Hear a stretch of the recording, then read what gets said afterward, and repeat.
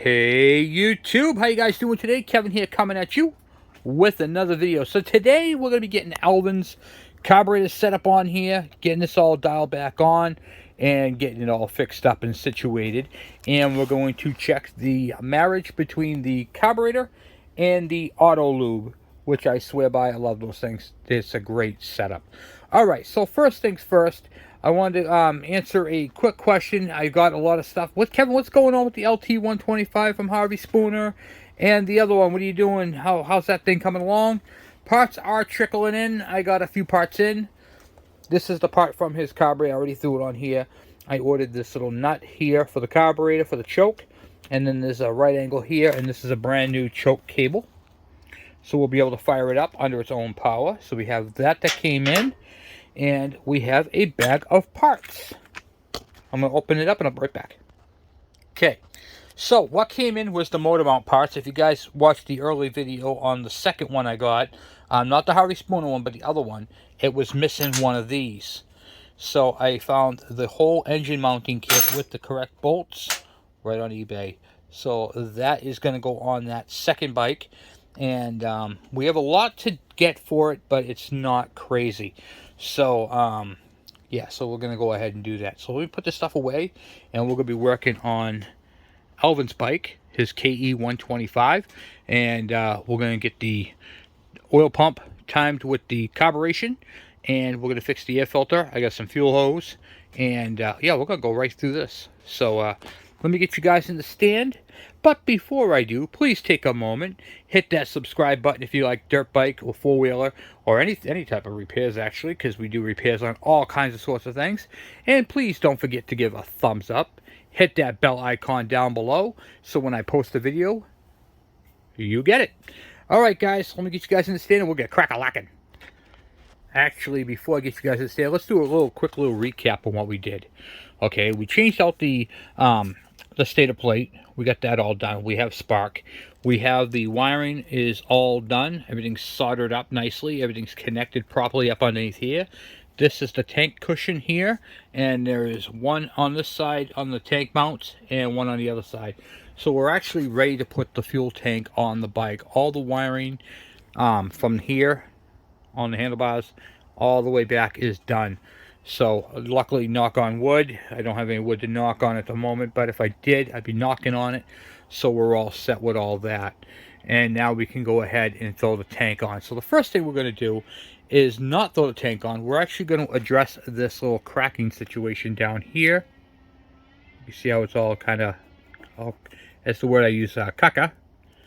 And these are very hard to find, very expensive. So there are some people who do 3D printing ones, but we're not going to go that route. We're going to fix it with some crazy glue, and it's going to seal that up nicely. So, all right, let me get the crazy glue on that. I'm going to do that off camera because it's, well, my hand is right in the way, and I'm literally just going to take some glue, some Gorilla Clay super glue, and I'm just going to bloop, bloop, bloop, and get that all tucked together. I'll be right back. All right, so I got the cracks all glued up. I want to make a very good point here. This is only a temporary fix. This is not permanent. We're still looking for the boot to replace it because those cracks, that's dry rot. Dry rot is what you would see on the sidewalls of tires and everything else. That means that the rubber on here is getting brittle, even though down here it's still pretty flexible. Up around here, dried out, and it is no longer viable. So by gluing the cracks, I'm preventing air leaks, and it's going to stay solid right there. So when that glue dries, it's going to be hard. It's not going to be flexible like down here. Okay, so you have to keep that in mind. This is only a temporary fix until we can find a proper boot. But because the fuel line has to go through it, we had to do it this way. So that is a temporary fix. That is a what they call a Mickey Mouse or a shortcut or whatever you want to call it.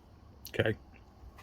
I just want to make sure I point that out to you guys because I don't want you guys thinking that that's a permanent fix. It's totally not a permanent fix. It will work. It'll work just fine. And it will probably last for years if you really wanted to. But we like to do things correct on here. And so this intake boot has to be replaced.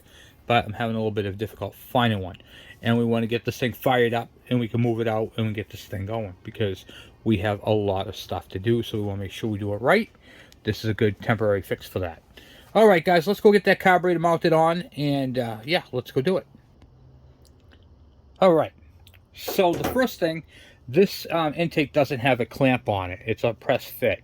Now what I'm using in here is I'm using a gas tank. This is a stopper for the fuel to come out. And you can see how nice and clean that intake is. Look how shiny that is. Had I not blocked that off, any dust or dirt could have gotten in there and ruined bearings. Could have ruined the rotary valve. Could have done a lot of damage. So always block your stuff off. Okay, make sure it's blocked off correctly and thoroughly. Now I want to talk a couple of differences. Like I told you guys I would be pointing out. On our bikes, the KE100s, the oil pump is in back of the Kickstarter over here. This one, the oil pump is on the other side like the Suzuki's. Now, with that said, you can see right up top here is the banjo fitting, and here is the, see this bubble right here? That is your oil passage, so it goes into the same way the rotary valve does. It's pretty neat.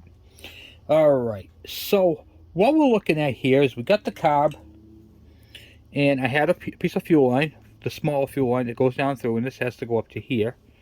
So we're going to have to cut this fuel line down and put it onto the, it's not really a fuel line, it's a drain, okay, like a vent, and you can see the vent on the side too. So we're going to put this like, this goes up to that line like that, and I'm going to go get a pair of cutters and cut that. Okay.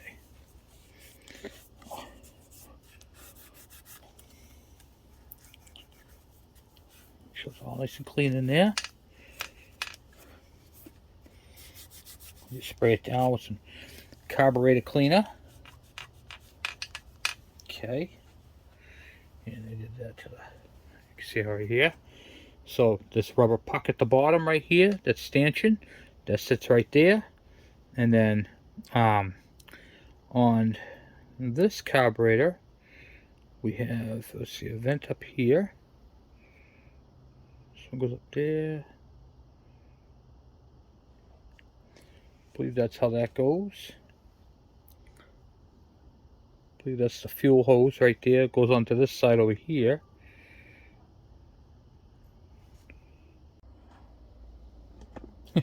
My stand fell apart. Sorry about that, guys. Okay, so I'm watching I'm doing the video. I got the carburetor in my hand. And all of a sudden, I'm looking at the stand, going, "Oh my God, it's falling apart right before my eyes." All right, so we have to put this all together here. So this right here is masking tape that we use like if you're painting. It's nice if you just pull it right off. See that? Look at that, huh? And then what you're going to want to do is you're going to make sure there's no glue residue, which there is on this one. So I'm going to spray it down real quick. And then just go like that until it's all off. Because you don't want any glue from any tape on the needle. It's imperative that that needle is clean, not pitted, and is in its factory spot. Okay, and that slide looks amazing. All right, so we're going to slide that in. Now, if you look on a slide, it has a big, long slot in it, and on the other side has a little cutout. So the cutout side, see how it's got that little rectangle cutout? That rectangle cutout is for this screw right here. This is your idle speed. Now on the KE100s, it's up top. On the KE125s, it's on the side. And you can see this right here. See this brass right here sticks out on the side? That actually pushes up on that. It goes into like a little ramp, so it's at an angle. And then the screw comes into it on the side. And as you screw it in, it pushes it up. And that's how it adjusts the idle. This part right here, this little, what you call slot, is for two reasons. One, it's so you can easily access the cable and put the cable in. And two, there is a pin right there on the sidewall right there. And that's a guide pin. What that does is that stops that slide from rotating. Because if you look, you can see how it is flat on this end and then cut up on this end. The reason why it's cut up is because you want the airflow on that side. Now, if you guys looked at that old 125 that I used to have, I sold it back to the guy. I actually traded it back to him. The old 125 Suzuki that I had, it was the same exact thing. They put the slide in backwards, and that's why it wouldn't run right. We'll just slide that right into place, and you can feel how it goes in. So here, watch. You can actually see the slide. I'm going to move the slide down. See that right there? I'll see if I can focus you in. I'll blow you up. Okay. Alright, so you can see the slide right there on the end? It fits right over that. You guys can actually see how that pin works. And then it gets up to the point where it catches the catches that little ramp. And then that's how you adjust the idle. Now what I do is I bring this on maybe a couple turns like that. And then you got to put your choke in. So you put your choke in at the same time. So that should just slide right in, drop right down. So your power choke. Of course you're fighting cables, so keep that in mind when you're doing it. It's not as easy as it seems. But that choke should slide in and out with fairly easy, so I can move it up and down. That's what you want. You are going to have to fight the spring, unfortunately. But it can be done. So you got to basically push down on the spring. Twist it if you can.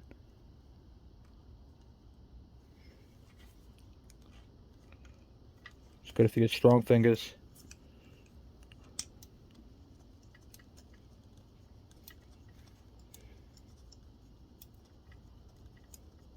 Okay. And then I tighten it all down together. The top is going to key in. Like so.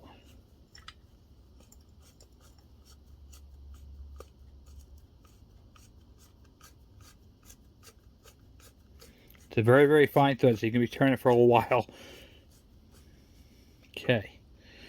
Now, I'm going to go ahead and tighten up this and tighten up that. Okay.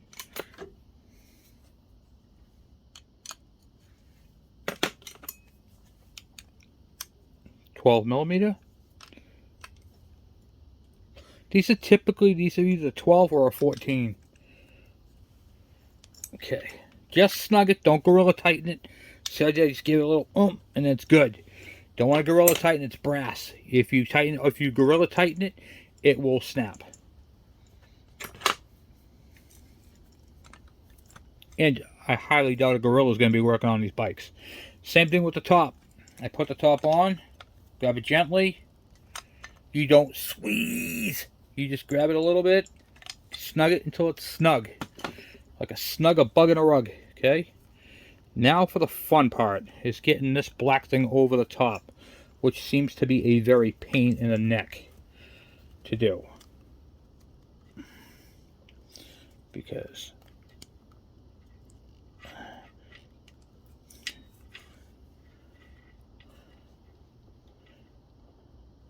and you're probably saying to yourself, Kevin, why is that such a pain in the neck? The reason why it's a pain in the neck is because it's old, hard plastic. Now what I do is I try to get these all lines up. So I have the two back bolts. I have this back one here, which I try to get through the bottom panel first before I go do that, because it just makes it a lot easier to put together. Like that, see that? Like that, so it comes out through the bottom here. See if I can focus you guys up. And I'm just trying to get the two back ones set in. The front two are easy to get set in. The back two are hard. Okay. Don't forget to put this in its place, which is right up underneath the carburetor. And we're going to slide these into place. Okay, these are going to fit. There is a channel right here along the bottom grommet, and that fits right into this section right here. Okay, then line up my intake, and that just slid right into place, but my grommet didn't. My grommet popped out the bottom. This is one of those things where you could be doing this a couple times. All right. Okay, here we go.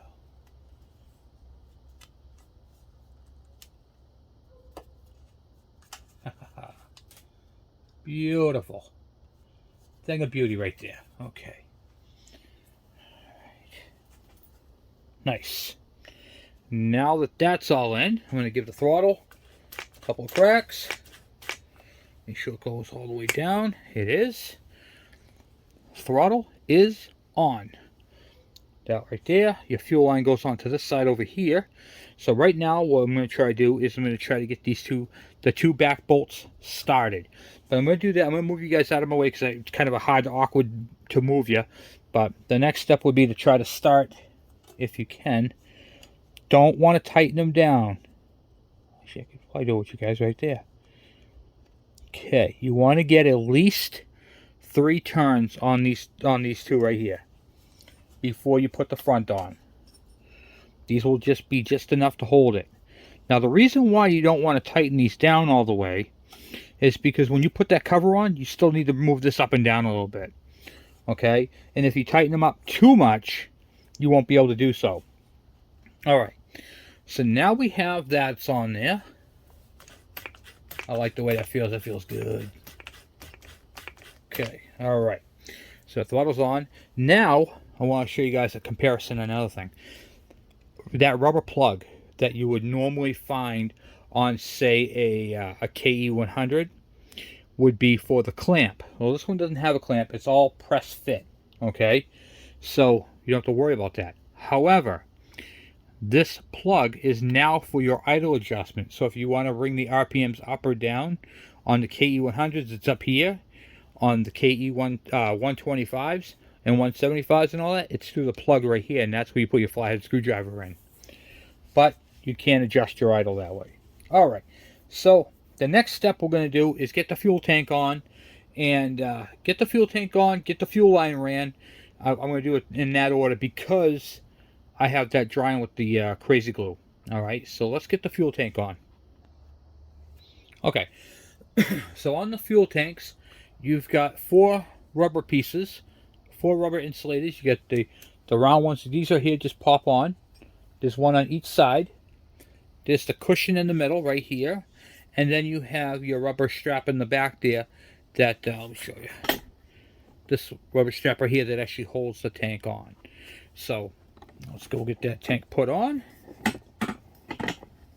Get you in position here. So, you're out of my way, I'm out of yours, and you guys can see what I'm doing. I hope, anyway. That's my plan. The front part here is a little tricky because you got the wiring. So what I like to do is pull the wiring back. Pull that down like that. Okay. Alright, petcock is on this thing. Okay. So, show you what you're doing. See this piece right here in the front? Right there. These pucks have to go inside that, like that, and that's what holds it in place. So, what we're doing right now is we're trying to adjust it so that those pucks fit into those 2 grooves. But the way the wiring is on this bike, it's underneath the tank, which makes it somewhat of a bear.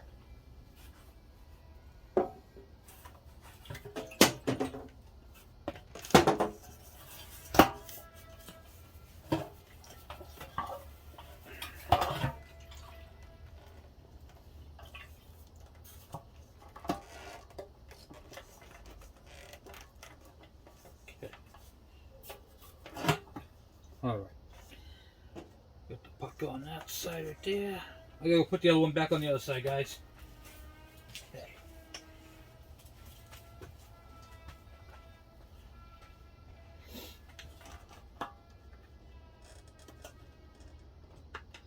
Okay.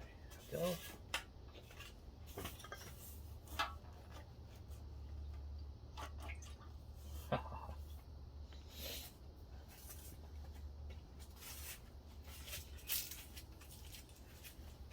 Okay, now we have that into place. With the fuel tank into place, we now need to slide it forward and down. Okay, All right. Forward and down, make sure that none of the wiring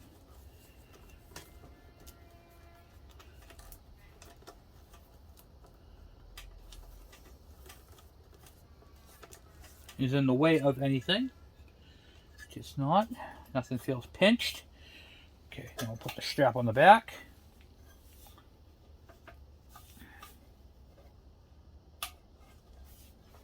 Yeah, and the fuel tank, my friends, is on. This tank is on the bike. Yeah. Okay, so the next step is the fuel hose. All right, so I'm gonna go grab the fuel hose, and we're gonna start running it through. Okay. All right, so the fuel line that we're gonna be using is 5mm fuel hose, and of course, blue to go with the bike. So what I like to do, and you can buy this stuff right on eBay, and you can get it pretty much in every color. I gotta get some green. I'm out of green.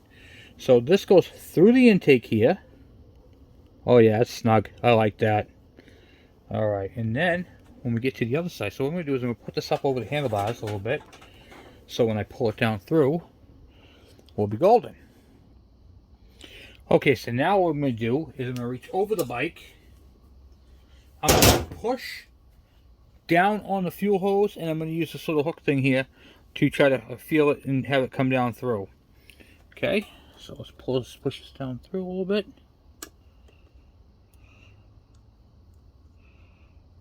Right there.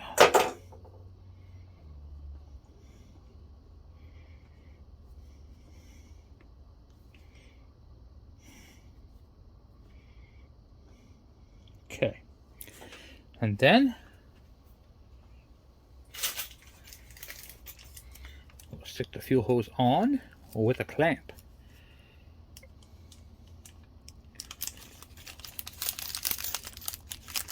Now when you buy the fuel hose, it comes with a bag of clamps, which is pretty super cool. They always give you more clamps than you actually need, believe it or not, which is really cool, but you end up with a massive amount of clamps that you probably will never use.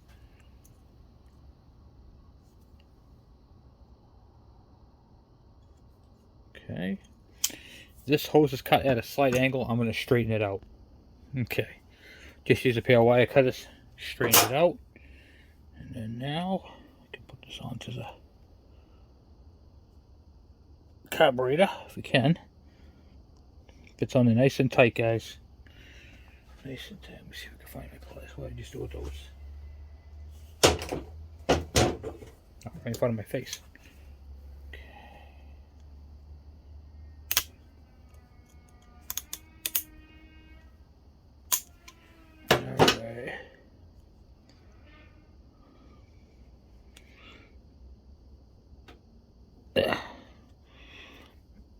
Like to go all the way to the back with it, okay?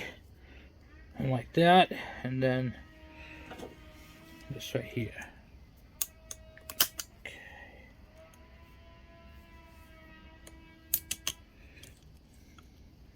And whenever you can use a clamp, use a clamp. If you have a situation where you can't, you can use my technique I use with the cutting a piece of fuel hose and overlapping it. Okay, cool. Now we have our fuel hose on the carburetor. It's how it's supposed to be. Just like so. Pop a little bit. You want to have a little bit of slack. You don't want to have a whole ton. Alright, now we're going to go on the other side and hook it up to the petcock. Alright. So now that it comes through the intake, we have plenty of fuel hose there. So we're going to give it a little bit of slack. We're going to go up a little bit. Thumb size up there. Boom. We got that off. Now grab all this extra fuel hose. Okay. Wrap that all up for the next build. Alright, and then we're going to throw a clamp on that. Someone's cutting something. Alright, put the clamp on it, slide it down, and tuck this out of the way. Now, I know I just said I was going to hook it up to the thing, but this tank has fuel in it. And I want to drain out that fuel before we hook this up, because we do not want contaminated fuel into a clean carburetor, or everything we just did was for naught. All right, so I'm gonna get a bucket and drain out this tank.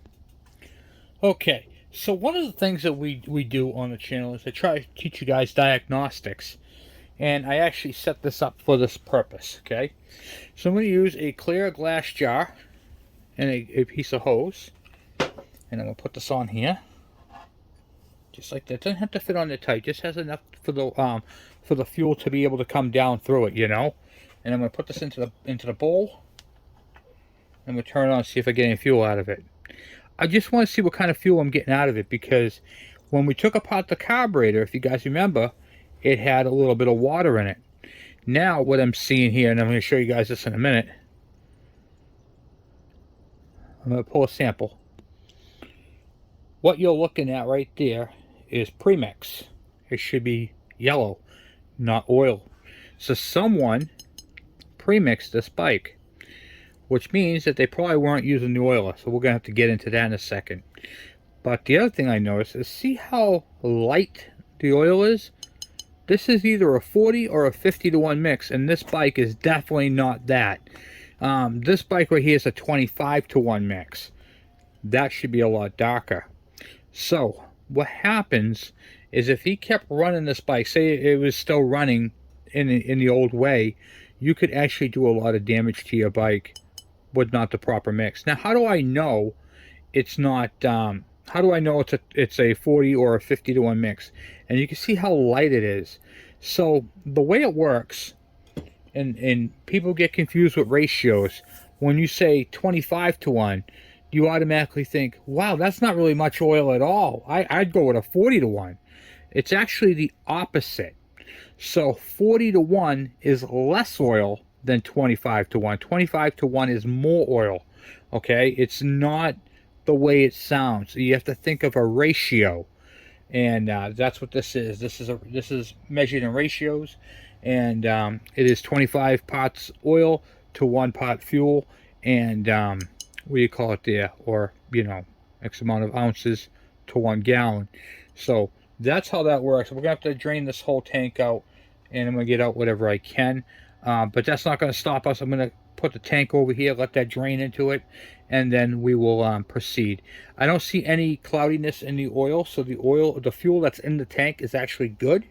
So I'm not going to, I'm actually not going to even worry about that. That'll be fine. It might smoke a little bit, but it's fine. But I am going to drain out whatever's in, whatever I can get out of the tank, I'm going to drain out. Whatever remnants are left into it, it's okay. It'll get really diluted with fresh gasoline. Okay. And the other thing I'm going to tell you guys is, never trust a premix. Because if you didn't mix it yourself, you really don't know if they did it properly. There's a lot of people out there who do not know how to properly mix fuel and oil together. I sound simple, but sometimes it can be quite complicated. All right, so our next step is we're going to pull off, and I can see in that line it's clear.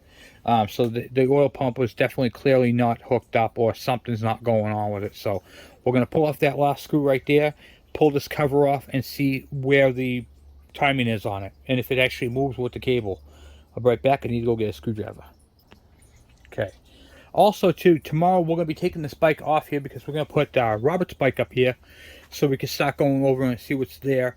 And then tomorrow night we're probably going to be working on Dave's bike, because some more stuff came in for that, and we got to get that prepped up.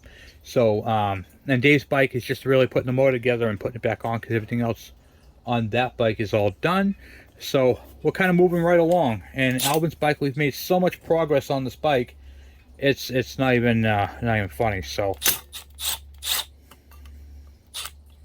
okay, get the screw off there, pull the cap off here. I'm going to actually adjust you guys down so you guys can see what I'm looking at. All right, so now I have you guys focused in, and we're looking at the oil pump, which is in back of the chain. Kind of an odd place to put it, but it's the same way as on the Suzukis, because this engine right here mimics a lot of Suzuki. All right, so on this one, you can see the timing marks are right up in here, and you can see, I don't know if you can see it better with the light on this right here. If I put the light on, probably not. Okay, so right there's a line, and that there's a corresponding line on the other side. Okay, so you can see the lines. They're pretty close. They're almost lined up. See the lines? Right there all oil pumps have that line. So when I turn the throttle, that arm should move, which it does. That means that this oil pump is married, in fact, to that carburetor. Okay, so when I twist the throttle, it has one cable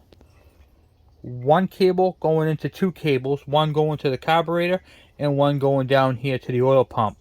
So we just did the carburetor, so I'm going to do my 10 twist, what do you call it there, and see how she sits. All right, and then we'll check the timing. So let me go over to that side, and then I'll twist it real quick. 10 times. 1, 2, 3, 4, 5, 6, 7, 8, 9, 10. Okay. Why do I do it 10 times? Because what I'm trying to do is I'm trying to get the cable to stretch and the whole mechanical mechanism to seat into where it's got to go.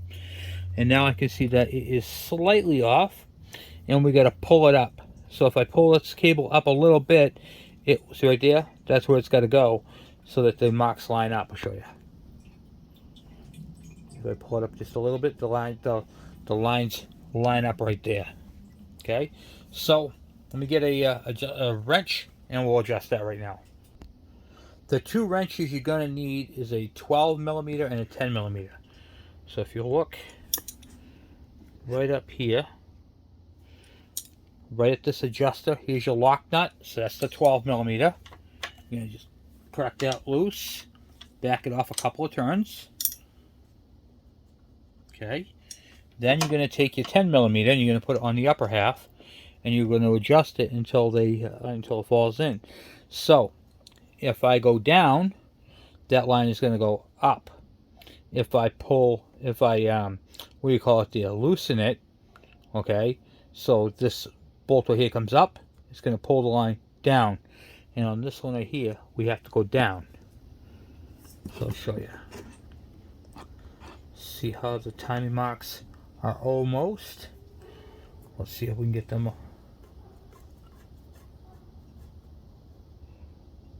Look at that, huh? Right like that. Then I'll lock down that jam nut on top. Holding it with holding it into position so it doesn't move. Do not gorilla tighten it. Grab it, snug it. Okay, that's all you need to do with that.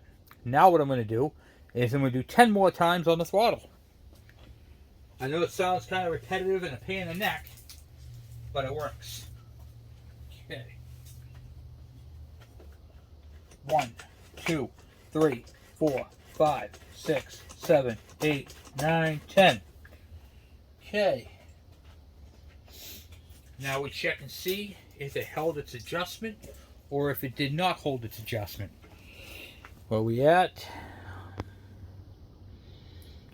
Looks like we are good. We are right there. All right, cool. Perfect. Now, there is a bolt on one side of this. It's on the side where, in back of all this, to bleed this out. We're not going to bleed it out in this video. We're actually going to bleed this out tomorrow, because tomorrow I want to get that bled, so I get the oil line all the way filled. Okay, so tomorrow night we're going to put this cover on, bleed out the oiler, and what do you call it there, get the rest of this wiring tucked up and in there, get the side cover on here, and then we're going to get this bike off the bench. The only thing left to is a couple little wires, and I think we can handle that, no problem. One of the things we're going to do real quick, I just pulled the side cover off. We're going to pull this oil tank off. We're going to pull it back because we'll get the ground wire goes onto that bolt. And I actually have the factory ground wire for the bike. So we're going to install that real quick and get that done so we can put the cover on permanently and we don't have to worry about it. Okay.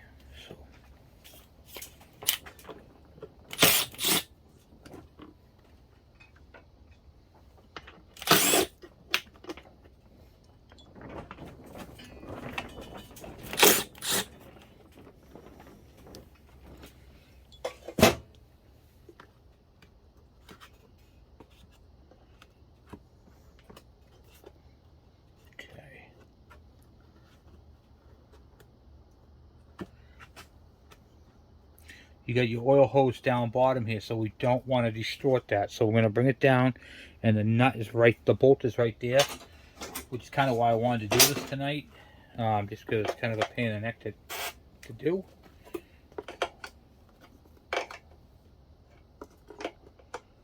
Especially if it falls in back, you know.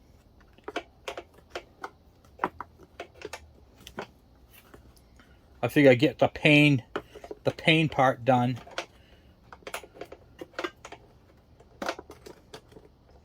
Because typically every time I take these off, I end up dropping that bolt. Either coming out or going in. One of the two.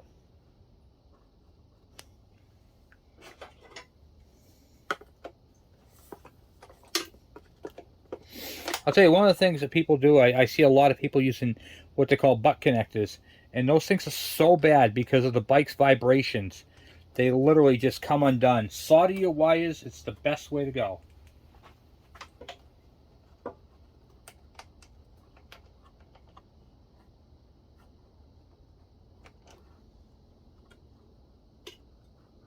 Okay. And that's all it is. Slide that bolt out like that. Slip the new one in place. Just like that. That feeds up underneath there. And here's where I drop the bolt.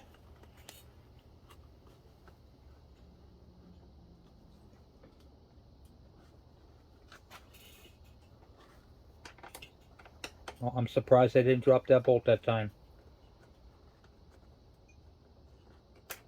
Nope.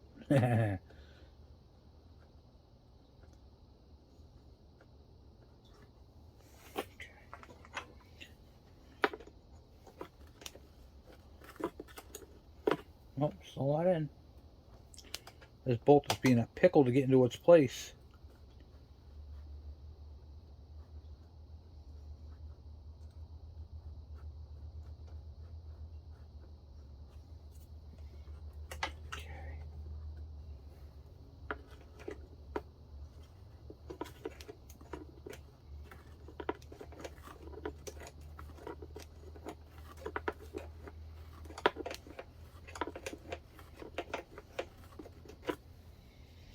Okay, looks like we're going to be good there, guys.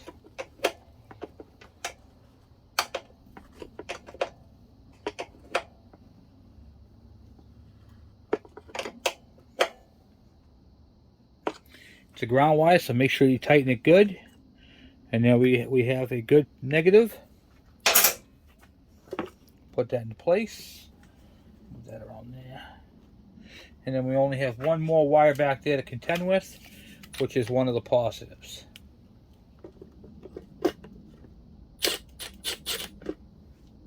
When you're putting these on, do not tighten them all at the same time. Or, I mean, don't tighten them individually, tighten them all at the same time. Okay? Because if you don't, it can move and then you won't be able to get one of them in.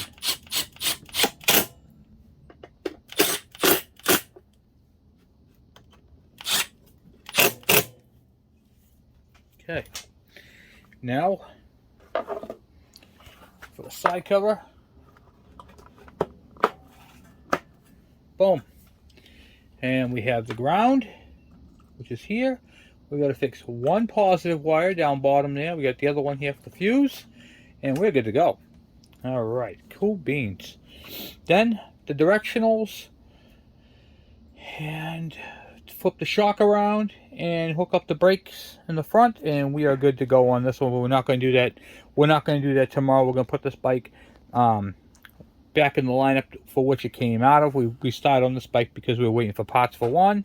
We got a ton of parts in. Now it's time to get back on that bike, so we're going to put this bike on back burner.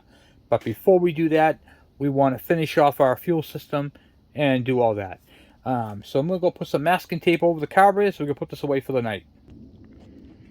Alright, cool beans. Alright, so here we are, and the only thing we have left to do on the major electrical is this wire right here, and then we could put the battery back in and flushed out the fuel tank that's in there.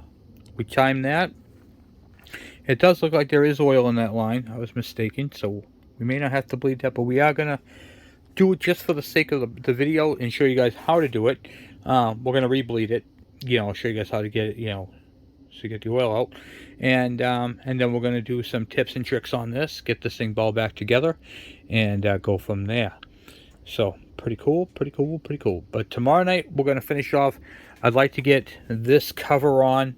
We got to take it off this, put it on the kickstand, because the clutch actually hooks up underneath. And we got to find out where he did with his screws for that and what's involved, and get that all done. So tomorrow night we're going to do a quick bleed on it, get the side cover back on, make sure that's all torqued down, and get the screws in there for the cover, get this whole side of the motor done. And I'd like to get that done, get that wire done, and then we can get this bike off the bench, and then we'll start on Roberts, and then we'll stop on Roberts, we'll put this back up there, do a couple of things, and then we have Dave's bike, which is going to be ahead of all that. We got to start putting that together. That is going to be a very technical video, so you guys are going to have a lot of videos coming up. So anyway, guys, I just want to say thank you guys for watching. Thank you for hanging out with me. Thank you for the thumbs up, guys. I really appreciate that. It helps move the channel higher in the algorithms of YouTube, in the YouTube world. So I'm going to go pick up my mess, and tomorrow night we'll be back on it. We'll finish this off. Actually, it'll be during the day, because now Andrew's in school. So we'll be doing a whole lot more. So more time, more fun. All right, guys. Anyway, I'm off for now. Thank you guys again, and I will talk to you guys later. I'm out.